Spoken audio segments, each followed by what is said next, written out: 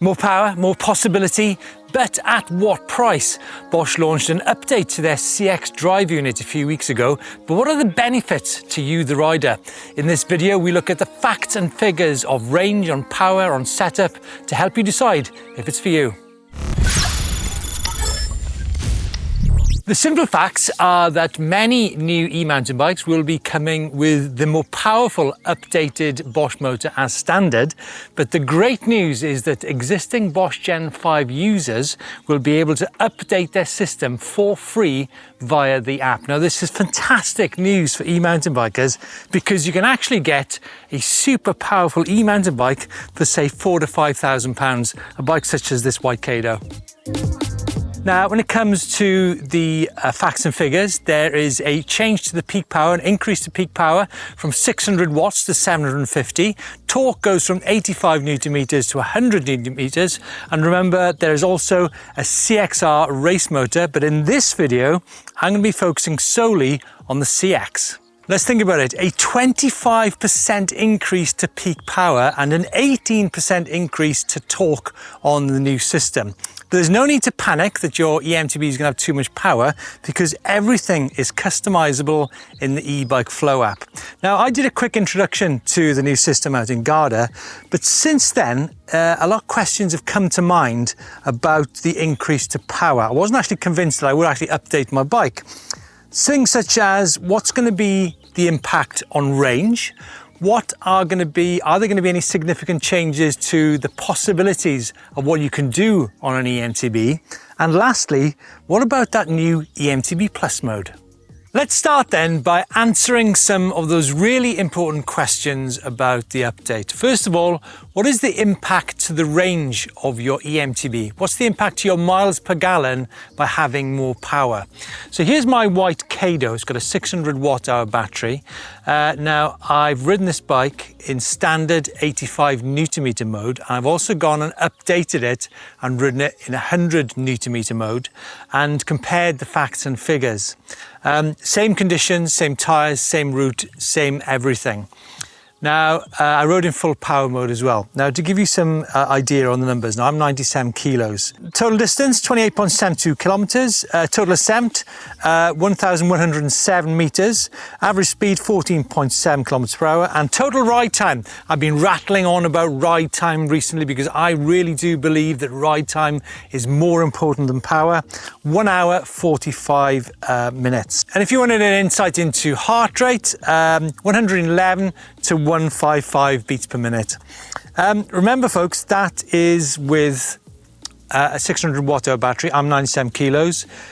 Super soft compound tyres, 29-inch wheels, 150mm travel. So what I did is I went and got this bike updated, and the next route I did the next day, so I was in the same ground conditions, I put it to factory settings. It is really, really important that you do a like for like in the same factory settings, because by configuring the bike to more overrun will have an impact on the range. So here's the numbers. This is the numbers now with the 100 Newton meters. 26.64 kilometers. 1,022 total ascent, 16.4 kilometers an hour average speed, and the ride time 1 hour 33. And my heart rate 106 to 142 beats per minute. I think these are really, really interesting numbers and really quite unexpected as well. Obviously, the shorter ride time by 12 minutes is because you're traveling faster and also because there's slightly less range in the tank.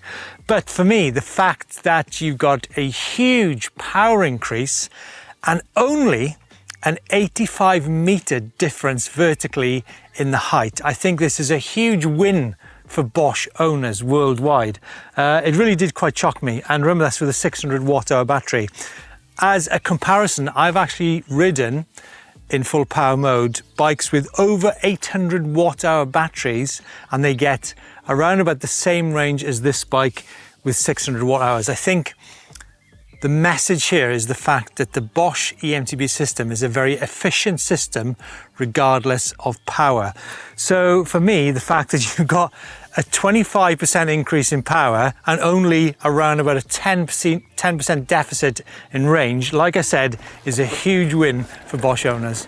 I know what you might be thinking, I'm certainly thinking it. Why the kind of marginal difference in vertical height given the huge difference in power? And do you know what? I don't actually know the answer to that question. First of all, I questioned my route. How much time was I spending above 25 kph? And actually there's only about 200 meters on the route, so I think it's really insignificant. So was it to do with the fact that you can actually get through choppy terrain once you've got the momentum? I really don't know the answer to it. What I do know is that this system doesn't have a significant drop to power when you get to around 10%. You can still enjoy the ride. There's not kind of a place where you get to where you're actually crawling around in eco mode. So for me, it's a good setup. Okay, next question is, what is the impact on performance? What are the benefits to you, the rider? Why do you actually need more power? Now, I'm going to try and answer this in as wide a range as possible. First of all, you can definitely ride steeper climbs easier. Secondly, heavier riders will benefit from more power. Thirdly, I think it's a headline number, which many riders will be able to kick tyres over. For me, the number one is momentum. It gives you momentum, which enables you to tackle ever more technical climbs, and it gives you a breather. It enables you to be more precise. I think that is the number one. But also the fact that, and I'll come on to this a little bit later, in eMTB Plus mode, it'll still give you that maximum peak power, but it'll deliver it to you in a far smoother way, which means that there's going to be an element of traction control to your e-mountain bike ride. So there's no spin outs, or less of them, should I say, when you're in wet or slippy conditions. Just going to kind of expand on that business of momentum, which I described earlier. Now, if you've been climbing a single track such as this, you've been climbing for maybe hundreds and hundreds of meters. There will inevitably be flat spots in the terrain where the full power torque, lots of overrun, is going to be too much of a handful. However, when you progress up the hill, it's going to give you more energy to spot your lines better. I want to just show you guys this spot up here, which I think is really important. So what happens now is the terrain has gone from this angle to this angle. This is where power matters, because if you walk this, and remember, if you're going to be riding terrain such as this, you're probably going to be doing it usually blind.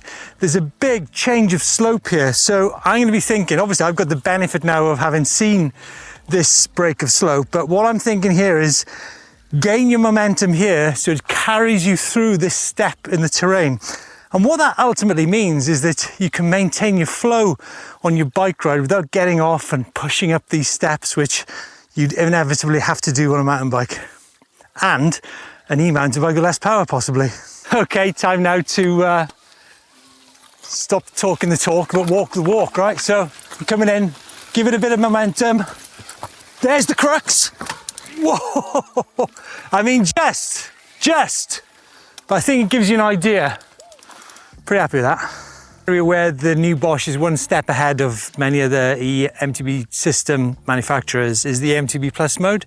Now, eMTB mode is a reactive mode based on your pedal input. If you pedal softly, it doesn't give you very much. If you press hard on the pedals and you want more from the motor, it gives you it.